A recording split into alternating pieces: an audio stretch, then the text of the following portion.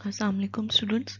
Last lecture में हम पढ़ रहे थे कि हम वेजिटेबल्स को किस तरह ब्लांच करते हैं और फिर हमने एक्सपेरिमेंट देखा था फॉर कैरेट्स कि हम उनका ऑप्टिमम ब्लांचिंग टाइम क्या हो सकता है। और फिर हम उसी को फर्दर मज़ीद कंटिन्यू करें और हमने कहा था कि ब्लांचिंग के बाद ब्लांचिंग करते हैं ड्राइंग या कैनिंग से प्रायर। एक प्री ट्रीटमेंट है बेसिकली फ्रूट्स या वेजिटेबल्स की, जिसके ज़रिए प्रोसेस जो है हमारा प्रिजर्वेशन का वो आसान होता है, क्योंकि ब्लांचिंग में एंजाइम एक्टिविटी जो है वो बहुत हद तक कम हो जाती है, रिड्यूस हो जाती है। सो आज का जो एक्सपेरिमेंट है वो हमारे पास है related to dehydration. So statement is dehydration of vegetable, यानी हम देखेंगे कि हमारे पास जो वेजिटेबल हैं, जो हमने कैरेट्स ली थी लास्ट टाइम, अगर हम उन्हीं को ही कंटिन्यू करें कि हमने उनको ब्लांच किया और अब हम उन्हें डिहाइड्रेशन की तरफ लेकर जा रहे हैं, यानी हम उनका मॉइस्चर कंटेंट रिमूव करना चाहते हैं। तो अब हम ये देखना चाहते हैं कि हमारे पास हम मॉइस्चर कंटेंट के लिए हम किस तरह से उसका मॉइस्चर कंटेंट मिनिमम से मिनिमम कर सकते हैं। सबसे पहले जो है एक बेसिक थ्योरी या इंट्रोडक्शन देख लेते हैं अकॉर्डिंग टू अबाउट डिहाइड्रेशन। सो हमारे पास जो डिहाइड्रेशन है वो बेसिकली हमारे पास कंप्लीट रिमूवल ऑफ वाटर होती है फ्रॉम द फूड। लेकिन वो जो रिमूवल ऑफ फूड है, वाटर है सॉरी, फ्रॉम फूड, वो अंडर कंट्रोल कंडीशन हो। वो कंट्रोल कंडीशन जो है वो इस बात को इंश्योर करती है फिर कि जो आपकी फूड की प्रॉपर्टीज़ हैं लाइक कलर, टेस्ट और उसके जो मिनरल्स हैं, उसका टेक्सचर जो है वो आपके पास चेंज ना हो, मिनिमम चेंज हो या आइडियली बिल्कुल भी चेंज ना हो। अगर आपने अपनी डिहाइड्रेटेड फूड की क्वालिटी देखनी हो तो उस क्वालिटी का क्राइटेरिया क्या हो सकता है? उसका क्राइटेरिया ये हो सकता है कि जब आप अपनी उसी जो डिहाइड्रेटेड फूड है, जब उसमें दोबारा उसको रिकॉन्स्टिट्यूट करें, यानी उसमें दोबारा से एडिशन ऑफ वाटर करें, तो जो उसकी ओरिजिनली प्रॉपर्टीज़ पहले थी वो उसी तरह की प्रॉपर्टीज़ जो हैं उसके पास, हमारे पास वही प्रॉपर्टीज़ रहें, वो चेंज ना हो। सो ये एक उसका क्राइटेरिया है। During dehydration food does not lose water at a constant rate, कि जब आप डिहाइड्रेशन कर रहे होते हैं तो ये नहीं है कि रिमूवल रेट कांस्टेंट रहेगा। अगर पहले घंटे में विद इन 1 आवर अगर 50% लॉस हुआ है, तो ज़रूरी नहीं है कि अगले घंटे में भी आपके पास 50% जो है मॉइस्चर कंटेंट, जो वाटर कंटेंट है वो ख़त्म हो जाएगा। हो सकता है अगले घंटे में वो 20% हो, फिर नेक्स्ट 1 आवर में जो थर्ड आवर होगा उसमें आपके पास 5% हो। तो इसकी ये उसने बात की है कि ये बात नहीं है कि वो कांस्टेंट रेट पर आपके पास हो रहा होगा, कि टाइम के साथ जो है उसका कांस्टेंट रिलेशनशिप होगा। जैसे जैसे आपके पास ड्राइंग का आगे जाता जाएगा, जैसे जैसे टाइम बढ़ता जाएगा, तो जो वाटर रिमूवल का रेट है, यानी टाइम के साथ उसका जो कनेक्शन है, उसका जो रिलेशनशिप है, वो आपके पास कम होता जाएगा। इसका मतलब क्या है? जैसे मैंने भी आपको एग्जांपल दिया है कि 1 घंटा ही है, ठीक है, आपके पास पहला घंटा आपने देखा, उसमें आपने देखा तो 50% रिमूवल हुई है, लेकिन जो दूसरा घंटा था उसमें आपके पास 50% नहीं हुई बल्कि 20% हुई है। तो इसका क्या मतलब है कि आपके पास टाइम तो वही है, टाइम स्पैन तो आपने 1 आवर ही दिया है, लेकिन उसके अंदर जो मॉइस्चर कंटेंट है वो सेम नहीं रहा। तो इसका मतलब है कि जो रिमूवल रेट वाटर का है फ्रॉम फूड वो सेम नहीं रहा, बल्कि वो क्या हुआ है कि जैसे जैसे ड्राइंग का प्रोसेस बढ़ता है वो रिमूवल रेट कम होता जाता है। वो इसकी वजह यह है क्योंकि आपका वाटर कंटेंट भी कम होता जाता है ना, तो वो रिमूवल रेट भी इसीलिए आपके पास कम होता जाएगा। बैक्टीरिया एंड माइक्रो ऑर्गेनिजम्स जो फूड के अंदर पाए जाते हैं and from the air need the water in the food to grow. आपके पास जो बैक्टीरिया माइक्रो ऑर्गेनिजम्स होते हैं उन्हें वाटर की ज़रूरत होगी, तभी वो फूड के अंदर जो माइक्रो ऑर्गेनिजम्स हैं ना वो मल्टीप्लाई होंगे, वो ग्रो करेंगे। अगर उन्हें अपनी सर्वाइवल के लिए वाटर ही अवेलेबल नहीं है तो ऑब्वियसली वो ऑटोमेटिकली वो जो बैक्टीरिया जो माइक्रो ऑर्गेनिज्म है वो डीएक्टिव हो जाएंगे, वो ग्रो नहीं कर पाएंगे। सो जो ड्राइंग या डिहाइड्रेशन है वो इफ़ेक्टिवली उनको अपने आप को ग्रो करने से रोकती है, उनको सर्वाइव करने से रोकती है।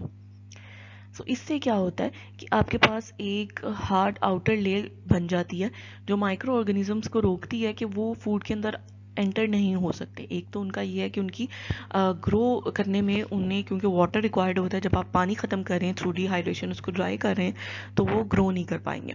दूसरा ये है कि वो ड्राइंग जो है आपके पास उसकी आउटर लेयर जो है फूड की उसको स्ट्रॉन्ग कर देती है, हार्ड आउटर लेयर कर देती है, जिसकी वजह से क्या होता है आपके माइक्रो ऑर्गेनिजम्स जो हैं वो फूड में एंटर नहीं कर पाते। सो ड्राइंग जो है हमारे पास बहुत पुराना मेथड है, जिसमें आपके पास जो वाटर एक्टिविटी है वो इतनी ज़्यादा आप कम कर देते हैं या उसको बिल्कुल ख़त्म कर देते हैं, जिससे जो बैक्टीरियल ग्रोथ है वो आपके पास ख़त्म हो जाएगी, और बहुत सारे जो आपके पास मीट हैं वो इसी तरह से आपके पास प्रिजर्व किए जाते हैं और उन्हें ड्राई किया जाता है। मीट के अलावा बहुत सारे फ्रूट्स हैं, जैसे हमारे पास apple, pear, banana, mango, papaya, apricot and coconut हैं, जिनको हम इसी तरीके से हम स्टोर कर सकते हैं। इसके अलावा हमारे पास जेंटिक्यूरेंट्स, sultanas and raisins are all forms of dried grapes. ये जो है डिफरेंट आपके पास ग्रेप की डिफरेंट कह लें जैसे हम किशमिश कहते हैं, उसकी डिफरेंट ये शेप्स हैं, डिफरेंट फॉर्म्स हैं। ये डिफरेंट तरह के ग्रेप से जो हैं ये उनको ड्राई करके तो किशमिश जो है वो बनाई जाती है, तो ये डिफरेंट उसके नाम हैं। Drying is also the normal means of preservation for cereal grains such as wheat, maize, oats, barley, rice, millet and rye. ये इन सब के लिए भी जो है हम गंदुम, मकई, जौ, बाजरा, राई, इन सब के लिए भी जो है हम प्रिजर्वेशन जो है वो ड्राइंग के थ्रू करते हैं। उसके बाद जो है फिर जब हम स्टोर कर लेते हैं, जब आप अपने ड्राई कर लेते हैं, उसके बाद उसे आप वैक्यूम में स्टोर करते हैं अपनी फूड को प्रिजर्व करने के लिए। वो आप क्यों करते हैं? ताकि आपके पास जो एयर है वो अंदर दाखिल ना हो सके। आप इस तरह से एयर टाइट कंटेनर या बॉटल में उसको बंद करते हैं कि आपका जो इन्वायरमेंट इर्द गिर्द का है वो उसको फर्दर इफेक्ट ना करे, ताकि एयर जो है वो एंटर ना हो सके। ऑक्सीजन जब बैक्टीरिया को नहीं मिलेगी, जिस तरह पानी नहीं मिल रहा ड्राइंग के करने के बाद, उसी तरह जब उसे हवा नहीं मिलेगी तो वो भी सर्वाइव नहीं कर पाएंगे और उनकी जो एक्टिविटी है वो बिल्कुल तौर पे ख़त्म हो जाएगी, तो जिसकी वजह से जो आपका फूड है वो स्पॉइल नहीं हो पाएगा और आप उसे प्रिजर्व कर लेंगे। इसी तरह नट को स्टोर करने के लिए भी आप वैक्यूम पैकिंग करते हैं। इस एक्सपेरिमेंट के लिए अगर हम देखें कि हमें मटेरियल कौन कौन से चाहिए हो सकते हैं, वो मटेरियल हमारे पास है oven, cutting board and knife. Oven obviously हमें रिक्वायर्ड है कि आपने इसको ड्राई करना है, तो टेम्परेचर जो सेट करेंगे वो आप ओवन में, टेम्परेचर सेट करने के बाद उसे ओवन में रखेंगे। उसके बाद कटिंग बोर्ड एंड नाइफ के आपको स्लाइसिस करने के लिए चाहिए, कैरेट के बैलेंसेस चाहिए वे करने के लिए, ड्राइंग ट्रेस चाहिए ताकि उसमें ट्रे में रख के आप ओवन में रख सकें, पैन्स चाहिए ताकि आप मेजर कर सकें बैलेंस में उसे रख के, स्ट्रेनर्स चाहिए कि अगर आपने जो है उन्हें स्ट्रेन करना है अपनी प्रोडक्ट को। उसके अलावा आपको वेजिटेबल में कैरेट चाहिए, उसके अलावा आपको सोडियम मेटाबाइसल्फेट चाहिए केमिकल में। मेथड क्या हो सकता है? एक ओवरव्यू सा दिया गया है आपको कि आपने अपनी तो फ्रेश वेजिटेबल्स लेनी है, फिर उसके बाद आपने उसको जो आपकी रिक्वायर्ड वेजिटेबल है उनको सेलेक्ट करनी, जितनी आपको चाहिए उनको ग्रेडेड फॉर्म में होने चाहिए, ठीक है, तो उनके आप पीसेस कर सकते हैं। उसके बाद अब आपको उसको वॉश करें, क्लीन करें और उनको स्लाइस की फॉर्म में कट कर लें। स्लाइस करने के बाद अब आपने, क्योंकि हम कहते हैं कि मैंने आपको बताया ना ये ब्लांचिंग के बाद का नेक्स्ट प्रोसीजर हो सकता है डिहाइड्रेशन, तो उसी तरह उन्होंने कहा है कि अब अपनी जो रिक्वायर्ड आपने जब उनको स्लाइस कर लिया उनके बाद अब उसको ब्लांच करें। ब्लांच करने के बाद उसी में आपको सोडियम मेटाबाइसल्फेट भी चाहिए होगा। ब्लांच का प्रोसीजर में जैसे आप गर्म पानी में रखते हैं, हमने लास्ट प्रैक्टिकल में देखा 2.5 मिनट्स इज ऑप्टिमम टाइम, तो आप ऑप्टिमम ब्लांच टाइम उसके लिए उसको रखें कैरेट्स को। उसके बाद उसे ठंडे पानी में रखें और उसके बाद जो है अब आपने उसे ड्राई करना है 60 डिग्री सेल्सियस या मोर प्रिसाइसली 55 डिग्री सेल्सियस पे। और फिर उसके बाद जब वो ड्राई हो जाएगा उसके बाद उसको स्टोर कर लें और उसको दोबारा जो है वे कर लें कि अब आप देखें कि अब आपने पहले जब उसका मॉइस्चर कंटेंट था वो कितना था, अब आप क्या करें, उसको ड्राई कर लिया आपने, ड्राई करने के बाद अब दोबारा उसको वे करें कि अब कितना प्रोडक्ट है। उसके बाद अब आप उसे एयर टाइट कंटेनर में पैक कर सकते हैं और आपका फाइनल प्रोडक्ट जो है वो जो डिहाइड्रेटेड प्रोडक्ट है वो रेडी है। सो उसने कहा कि अब आपने जो अपना सैंपल है उसको आपने प्रिपेयर कर लिया जो अबव फ्लो डायग्राम थी, यानी आपने अपनी वेजिटेबल ली, उनको ग्रेड किया, वॉश एंड क्लीन किया, उसको स्लाइस में किया, उसको ब्लांच भी कर लिया, उसको ठंडे पानी में भी डाल दिया। तो अब आपने उसको क्या करना है, अब आपने उसको ड्राइंग के लिए रखना है। तो अब आप उसको ड्राइंग के लिए जो है 55 डिग्री सेल्सियस पे रखें, ट्रे में रख कर, ड्राइंग ट्रेज में रख के उसको ओवन में रख दें। अब आपने एक 10 ग्राम का सैंपल लिया सबसे पहले, ठीक है, उसको 55 डिग्री सेल्सियस पे रखा। इसी तरह अब अपना दूसरा भी सैंपल लें 10 ग्राम का, और उसको भी सेम ही कंडीशन पे 55 डिग्री सेल्सियस के लिए आपने रखना है। अब आप ये दो क्यों ले रहे हैं, ताकि जब आपने मॉइस्चर कंटेंट आधे आधे घंटे बाद देखना है, तो जैसे हम कहते हैं ना कि हम एवरेज वैल्यू लेते हैं ताकि हम मोर एक्यूरेट रिजल्ट की तरफ जा सकें, तो इसीलिए हमने दो सैंपल लिए हैं। सैंपल ए भी 10 ग्राम का, सैंपल बी भी 10 ग्राम का, उन्हें सेम कंडीशन पे 55 डिग्री सेल्सियस के लिए रखा है। वो हमने इसलिए क्यों किया है, ताकि हम एवरेज वैल्यूज ले सकें, ताकि हम मॉइस्चर कंटेंट जो चेक कर सकें। अब आपने क्या करना है, मॉइस्चर कंटेंट आपने किस तरह से देखना है, अब आपने आधे आधे घंटे के बाद देखना है। ये जो प्रोसीजर आप कर रहे हैं, ये बेसिकली आप ड्राइंग कर्व बनाने के लिए कर रहे हैं, कि आप देखेंगे टाइम को फिर आप रखेंगे एक्स एक्सिस पे, और वाई एक्सिस पर रखेंगे आप अपना जो मॉइस्चर कंटेंट आ रहा है, आप उसको रखेंगे कि कितना अब आपने परसेंटेज में मॉइस्चर कंटेंट आप अचीव करें, कि फर्स्ट हाफ एन आवर में, फिर उसके बाद 1 घंटे बाद, फिर 1.5 घंटे बाद, 2 घंटे बाद। तो ये होती है ड्राइंग कर्व, कि जिसमें आप टाइम वर्सेस मॉइस्चर कंटेंट या फिर time versus weight after drying, ठीक है, तो आप दोनों के दरमियान जो है ग्राफ ड्रॉ करके देख सकते हैं। तो वो ग्राफ ड्रॉ करने के लिए हम ये आधे आधे घंटे बाद चेक करेंगे कि अब हमारा moisture content first half an our में कितना है, फिर हमारा आफ्टर 1 आवर, फिर आफ्टर 1.5 आवर, फिर after 2 hours, after 2.5 hours, right. अब आपने क्या करना है, ये तो आप कर रहे हैं ना ड्राइंग कर्व देखने के लिए। उसके बाद अब आपने क्या करना है, अब आपने साथ ही आपने क्या करना है, 3 सैंपल मज़ीद लेने हैं 5 ग्राम के, और उनको आपने रखना है in oven for 3 hours at 105 degree Celsius. ये भी आप मॉइस्चर कंटेंट रिमूव करने के लिए कर रहे हैं। वो जो आप आधे आधे घंटे के लिए कर रहे हैं, वो आप कर रहे हैं ताकि आपने देखना है कि टाइम के साथ उसका रिलेशनशिप ड्रॉ करने के लिए, कर्व ड्रॉ करने के लिए। लेकिन ये जो आप 3 घंटे के लिए रख रहे हैं, इसमें फिर आपने ये नहीं है कि अब आप इसमें भी आधे घंटे बाद, घंटे बाद, 1.5 घंटे बाद, 2 घंटे बाद देखेंगे। इसमें डायरेक्ट अब आपने एक दफ़ा उसे रख दिया है फॉर 105 डिग्री सेल्सियस। तो अब आप क्या करेंगे, उसके बाद अब आपने एक ही दफ़ा उसको निकालना है 3 घंटे बाद, और अब आप देखेंगे 3 घंटे बाद अब उसका पहले क्या वेट था और अब उसका क्या वेट है। तो अगर हम ऑब्जर्वेशन की तरफ आएँ, तो ऑब्जर्वेशन में इसकी क्या है कि सबसे पहले तो आपके पास ओवन ड्राइड सैंपल्स आपने लेने हैं 55 डिग्री के लिए ना, सैंपल ए और सैंपल बी। तो अब आप उसको किसी डिश में रख कर वे करेंगे। तो आप उन पैन या डिशेस को वेट करेंगे सबसे पहले तो डिश ए का जो वज़न है वो हमारे पास है 29.845 ग्राम, और जो हमारे पास डिश बी का वेट है वो है 42.251 ग्राम। अब आपने अपने सैंपल लेने हैं 10 ग्राम के। तो सैंपल ए जो है अब आपके पास, क्योंकि आप एक्यूरेट अगर नहीं आपसे हो रहा, तो अब जितना भी आपने क्लोज टू 10 ग्राम आप ले सकते हैं। अब आपने वो ले लिया है, वो क्या है 10.050 ग्राम सैंपल ए, और सैंपल बी 10.066 ग्राम। ठीक है, हमने 10 ग्राम लेना है। इसमें ये मतलब नहीं है कि आप इसका वजन 10 लिखें, आपने जो एक्चुअल क्लोज टू 10 आपकी वैल्यू आई है, आप वो ऑब्जर्वेशन में राइट करेंगे। जी, अब आपने वो तो रख लिया। अब उसके बाद अब आपने क्या किया, सैंपल ए और सैंपल बी को 55 डिग्री सेल्सियस के लिए आपने ओवन में रखा है। अब आपने क्या करना है, for after 1 hour, after half an hour, अब आपने दोनों को निकालना है और देखना है कि दोबारा उसका वज़न करें कि वो कितना वज़न है। 30 मिनट के बाद जब आपने निकाला तो सैंपल ए का वज़न था 10.050 ग्राम है ना सैंपल ए। अब वो कितना हो गया 9.895, यानी कुछ तो उसमें मॉइस्चर कंटेंट में उसकी कमी आई है, कुछ तो वो ड्राइनेस की तरफ जा रहा है।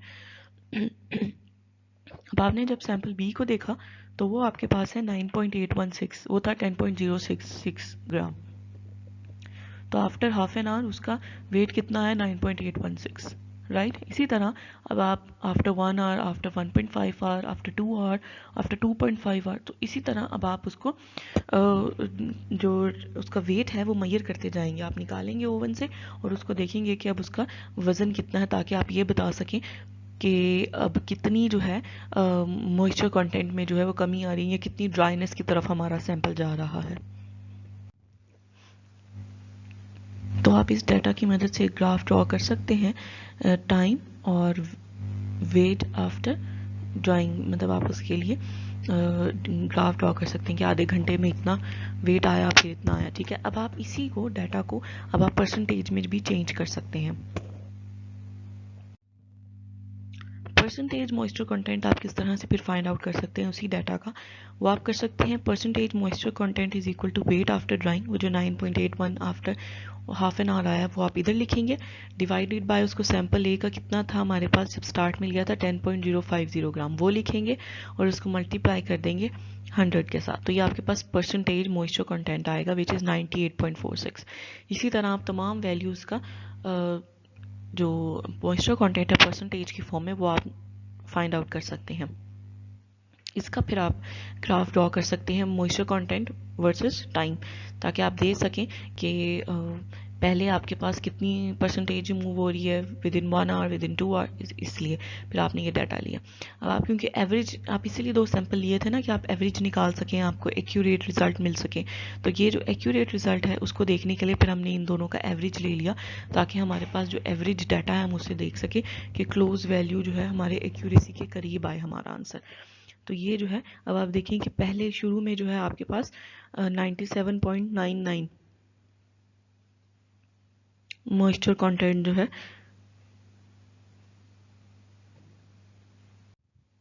अब ये परसेंटेज जो है ये बता रही है कि पहले देखिए आपके पास 10 ग्राम था ना सैंपल, तो वो 9 पॉइंट समथिंग रह गया था, यानी अभी भी जो उसके अंदर परसेंटेज कंटेंट प्रेजेंट था उसके अंदर 98.46 प्रेजेंट था। फिर आहिस्ता आहिस्ता आप जा रहे हैं तो उसका मॉइस्चर कंटेंट जो है वो कमी की तरफ जा रहा है ना, ठीक है। तो एंड पे आफ्टर 6 आवर्स जो है सैंपल ए का 18% मॉइस्चर कंटेंट रह गया है उसके अंदर, राइट। बाकी जो है वो उसका सारा ड्राई हो गया है।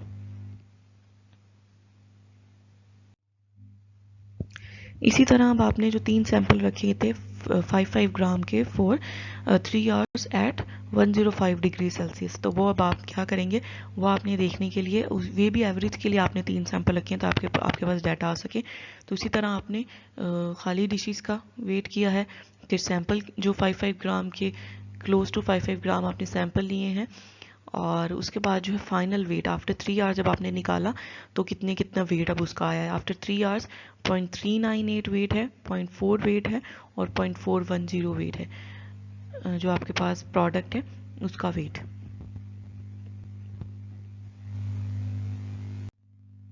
अब आपने इसी डाटा की मदद से अब आपने क्या किया है, अब आप परसेंटेज मॉइस्चर जो है वो फाइंड आउट कर सकते हैं। वो किस तरह से फाइंड आउट कर सकते हैं, weight loss divided by weight of the sample multiply by 100।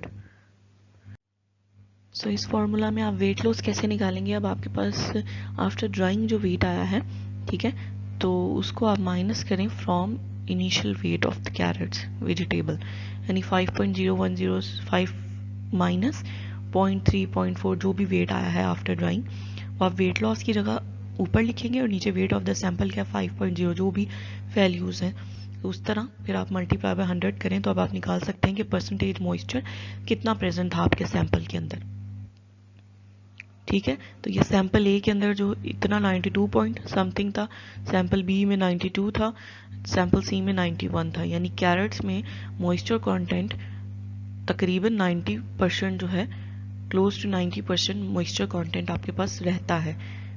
ये बात भी क्लियर होगी कि ये जो है अब आपके पास ये अब आप क्या फाइंड आउट किया है आपने, वेट लॉस क्या है, यानी जो इनिशियल वेट माइनस जो आपके पास फाइनल वेट आया है उसको डिवाइड कर दें फ्रॉम इनिशियल वेट और उसको मल्टीप्लाई करें 100 से, तो आपके पास जो परसेंटेज मॉइस्चर आता है वो ये बता रहा है कि आपके पास जो वेजिटेबल्स थी उनका मॉइस्चर कंटेंट कितना था। सो सैंपल ए में 92% जो मॉइस्चर कंटेंट है वो था, सैंपल बी में 92, सैंपल सी में 91, तो इनका जब आप एवरेज निकालेंगे तो वो 91.97% बनती है। सो इसमें अब आपके पास आपको आ जाएगा, अगर आप एवरेज निकालें तो 91.97 है, तो उसके बाद अब आपने देखना है कि अब आपके पास सैंपल का वेट ऑफ द सैंपल क्या है आफ्टर मॉइस्चर रिमूव टोटली 100% में से 91.97% रिमूव हो गया, तो अब आपके पास 8% सैंपल जो है आपके पास वो सैंपल का वेट है, ठीक है। यानी मॉइस्चर कंटेंट का वेट 91.97 था, अब उसके ड्राई होने के बाद अब जो सैंपल का वेट रह गया वो 8% है, 8% सैंपल था और बाकी 91% आपके पास मॉइस्चर कंटेंट था।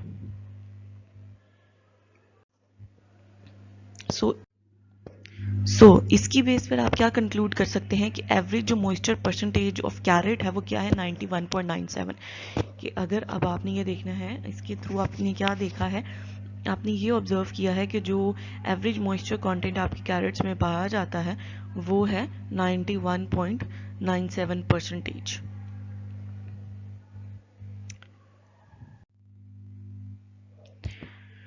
सो बेसिकली हमारे पास जो प्रिजर्वेशन है फूड की वो बाय ड्राइंग एक बहुत इजी और सिंपलेस्ट मेथड है जो कि हम इजीली कर सकते हैं, परफॉर्म कर सकते हैं, घरों में भी कर सकते हैं और इसको बहुत अरसे सेंचुरीज और पिछले बहुत सालों से इसको यूज़ करते जा रहे हैं। इसमें डिहाइड्रेशन बेसिकली है कि सिर्फ आप वाटर जो प्रेजेंट है उसको आप रिड्यूस करते हैं और उसकी जो टेस्ट या उसका टेक्सचर है या उसके जो मिनरल्स हैं, न्यूट्रिशनल वैल्यूज़ हैं, उसको आप मेंटेन करते हैं कि इसके केस में, डिहाइड्रेशन के केस में उसके टेक्सचर, उसकी फूड, उसके टेस्ट पे कोई फ़र्क नहीं पड़ता।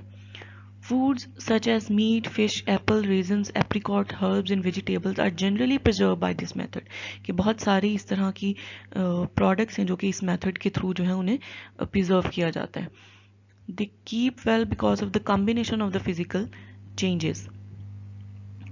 क्योंकि इसमें जो है आपके पास कम से कम आप फिजिकल चेंजेस करते हैं, उसका इन्वायरमेंटल कंडीशंस जो है उसको अपने मुताबिक रखते हैं। आप टेम्परेचर जो ऑप्टिमम टेम्परेचर है वही रखते हैं, ब्लांचिंग में ऑप्टिमम टेम्परेचर रखते हैं, जिसकी वजह से फिर आपके पास इसमें जो उसकी टेस्ट, उसका फूड, उसकी जो चीज़ें हैं, उसके जो न्यूट्रिशनल वैल्यूज़ हैं जो कि इम्पॉर्टेंट है किसी भी फूड प्रोडक्ट की, वो चेंज नहीं होती। सो ड्राइंग जो है हमारे पास मॉइस्चर कंटेंट रिमूव कर देता है, जिसके नतीजे में हमारा बैक्टीरिया, हमारे यील्ड्स और इस तरह के माइक्रो ऑर्गेनिज्म जो कि फूड को ख़राब कर सकते हैं वो ग्रो नहीं कर पाते, वो नशोनुमा उनकी नहीं हो पाती, तो वो हमारे फूड को स्पॉइल नहीं कर पाते, ख़राब नहीं कर पाते। इसके साथ साथ ये हमारे पास जो एंजाइम्स की एक्टिविटी है उसको भी स्लो डाउन करता है, लेकिन उसको इनएक्टिवेट नहीं कर सकता। तो उसकी एंजाइम्स को इनएक्टिवेट करने के लिए फिर हम इस तरह प्रिजर्वेशन से पहले, डिहाइड्रेशन से पहले हमने ब्लांचिंग की थी, क्योंकि ब्लांचिंग जो है वो आपके पास एंजाइम को इनएक्टिवेट कर देती है। तो इसीलिए हमने पहले हम ब्लांच करते हैं और फिर हम डिहाइड्रेशन की तरफ या प्रिजर्वेशन की तरफ जाते हैं। बिकॉज ड्राइंग रिमूव मॉइस्चर, उसका मॉइस्चर कंटेंट खत्म हो गया, उसके अंदर जो पानी भरा हुआ था, तो वेजिटेबल जो है वो स्मॉलर हो जाएंगी, लाइटर इन वेट हो जाएंगी, वो सुकड़ जाएंगी। ठीक है, क्योंकि आप देखें जैसे हमारे रिजल्ट के केस में भी अभी आप देखें कि उसमें 8% फाइनल जो वेट ऑफ सैंपल था वो रह गया, मॉइस्चर कंटेंट 91% था, तो वो सब का सब जो है वो रिमूव हो गया, तो उसको साइज में वो स्मॉलर हो जाएगा, लाइटर हो जाएगा। तो जो optimum temperature for drying of vegetable है वो 105 डिग्री सेल्सियस है।